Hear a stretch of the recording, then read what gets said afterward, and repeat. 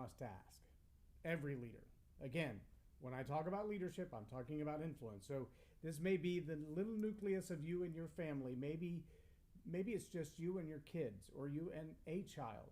Or maybe it's you and your community, or you and your school district, or you and your state district, or you and the country, or maybe you and your company. Maybe you got 10 employees, maybe you got 3,000 employees. You've still got to answer this one question.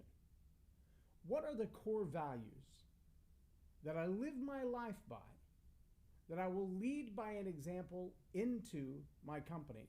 What core values do I expect them to live by?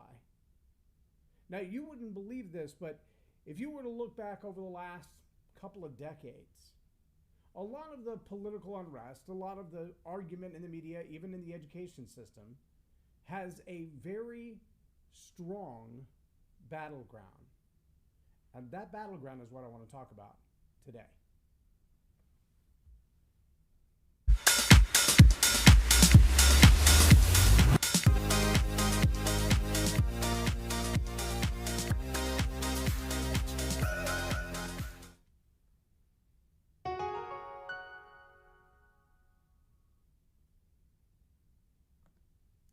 I'm J Loren Norris with Leading Leaders Podcast. I believe the battleground we're facing right now when it comes to politics, media, education, family, government, and I separate politics and government for a very distinct reason.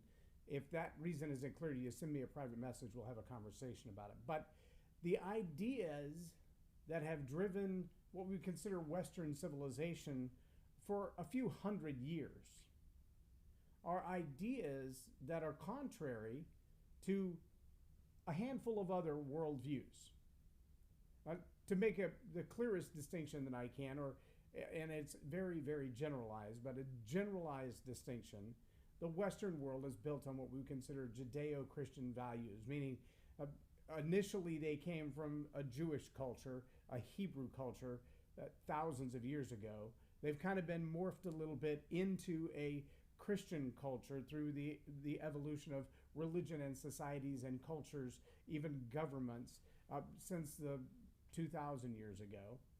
And in the last 4 or 5 centuries, they have permeated what we would consider to be Western culture. And some of the really basic elements of those values are individual rights, individual liberty, individual responsibility. And under individual rights come things like property rights, relationships, who gets the right or the opportunity and even the responsibility to teach or to lead those in your immediate household, in your family, in your community, etc.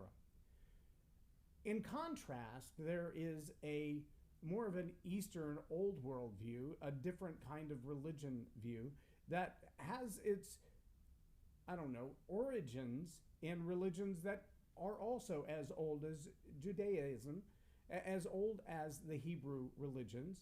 In fact, if you go back thousands of years, you find a direct clash between a guy named Nebuchadnezzar and Daniel, where Daniel was actually kidnapped and they brought him in and said, "We want you to do things the way we do." And he's like, "Well, but my way works pretty well." And the king said, "Well, let's try it." They tested Daniel's diet, Daniel's way of life, Daniel's way of thinking, Daniel's education against the elitists of the king.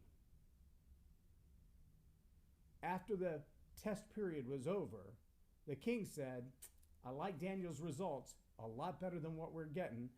Scrap all of our ways. We're going to take Daniel's diet. We're going to take Daniel's way of doing things for now." And there were others in the king's court who said, no, that's that Hebrew stuff. We're not doing that. So here we are, one of the first publicly documented clashes between these two worldviews, these two ideologies, these two core values. And that battle hasn't stopped. That battle between these two core values is the king and his group of people in charge from an elitist kind of top-down worldview, or is the individual responsible for taking care of themselves? That's more of Daniel's view. And it's a unique position to find ourselves in, but we do find ourselves there today. I want to share from one of the books that I'm licensed to teach under with the John Maxwell certification. It's called Change Your World. And I just want to share with you from page 112.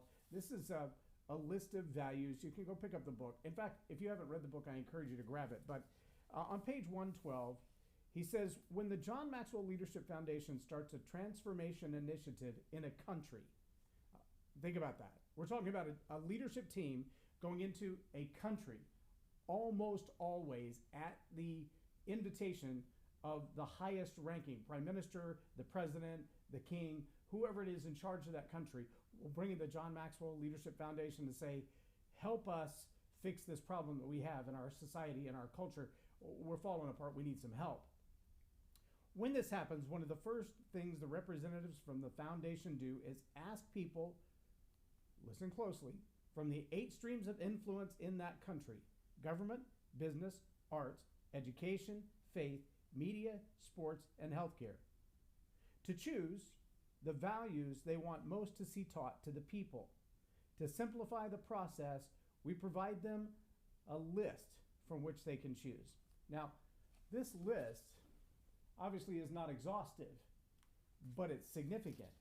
And this list includes attitude, commitment, communication, courage, fairness, forgiveness, generosity, gratitude, hope, humility, initiative, integrity, kindness, leadership, listening, love, perseverance, personal growth, priorities, relationship, respect, responsibility, self-regulation, self-worth, wow, servanthood, teachability, teamwork, and work ethic. Those are just a few of the ones that are highly recommended by the John Maxwell team when the John Maxwell Leadership Foundation is asked to come into a country to reshape their society and their culture. Now, what are all those? What do they have in common?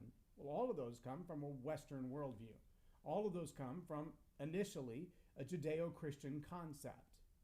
But they also seem to have tremendous results in the stability, the productivity, the generosity, and the character quality of a society. It's not a whole lot of waiting for a handout when you talk about self-worth, self-reliability, responsibility. That's not generally what happens. Usually that's the result of the failure of a society is the result of saying you're the victim and somebody owes you and you deserve to get, and you don't have to work to get it, you just have to wait to get it or fight to get it. That's not in any of those core values that you see there. So my question for you is, as you lead, as you teach, as you demonstrate in your circle of influence, small family, large company, the entire country, what are the core values that you've chosen? What are the things that you would say, these are most important to me? Is it an individual set of responsibilities, an individual set of opportunities? Does it give the individual the right to say, that's not good for me? Now, here's something else that's ironic. Again, it's from the same chapter, even in the same book, on page 108. He starts with some quotes. Now, Yoruba proverb, this is from Nigeria. One going to take a pointed stick to pinch a baby bird should first try it on himself to feel how it hurts. Jainism. A man should wander about treating all creatures as he treats himself or would like to be treated. Baha'i. And if thine eyes be turned towards justice, choose thou for thy neighbor that which thou choosest for thyself. Confucianism. Do not do unto others what you would not have them do to you. Zoroastrianism. Whatever is disagreeable to yourself, do not do to others. That doesn't seem real complicated. Hinduism. This is the sum of duty. Do not unto others what you would not have them do unto you. Buddhism. Hurt not others in ways that you yourself would find hurtful. Judaism. What is hateful to you, do not do to your fellow man. This is the entire law. All the rest is commentary. Islam. None of you has faith until he has love for his brother or his neighbor, what he loves for himself. And Christianity, what we would call the golden rule, do to others whatever you would like them to do to you. Amazing how all of those classic religions have the same general theme. if it's not good to you, if you would not like to be the recipient of that treatment, of that language, of that behavior, don't share it with anybody else because they don't want it either. That doesn't seem that complicated, and yet that doesn't seem to be the course that we're on these days. That you can choose from whatever source of origin, whatever political worldview, whatever religious worldview, whatever societal, economical worldview that you want to lead your organization by. I will ask you, though, to consider the values that you've chosen for yourself, the values that you've chosen to teach and to lead, and ask yourself, if I were to receive from everybody that I influence the kind of treatment that these values dictate, would I be a happy recipient of those values?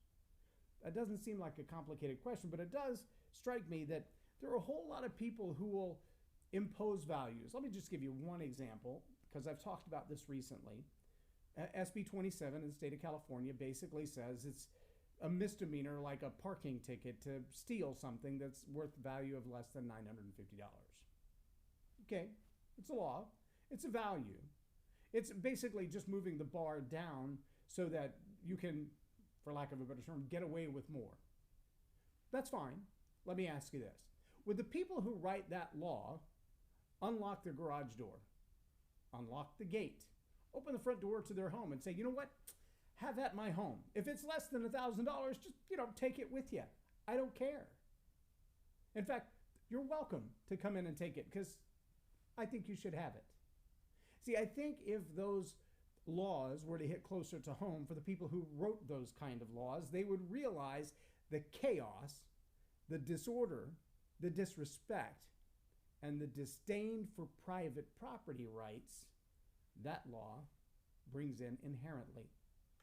See, it's no accident that things like these steal it if you want to kind of laws, we're not going to pursue you. We've done away with pursuit in many, many states across the United States. If you steal it, we won't even chase you. And if you own it when someone takes it and you stop them, you may be charged with assault for stopping them from stealing your stuff. Now that, to me, is a fascinating concept, but that's the way the laws are written now.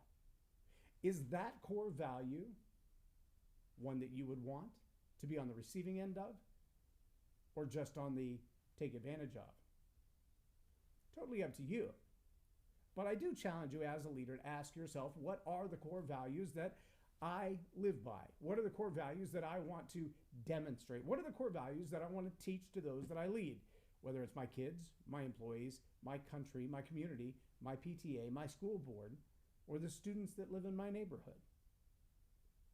If you're not willing to ask that question and wrestle with it long enough to answer, if I looked at all the core values that I have and what they would become in behavior if I extrapolated them out, would I want to be on both the receiving side and the giving side of that core value? Am I okay with take what you need, even if you take it from me? Or am I only okay with take what you need as long as it's not from me? Because that's a difference of core value that our laws are not demonstrating very clearly right now. Challenge you to take a look at your core values. Ask where they came from. Ask about their results. If you're following the results of core values that have been around for a couple hundred, couple thousand, 10,000 years, you should be able to track the results of those core values and say, are they productive? And will they continue to be productive? Or is that a thing of the past? I'm J Loren Norris with Leading Leaders Podcast for Tell It Like It Is TV. Have a blessed day.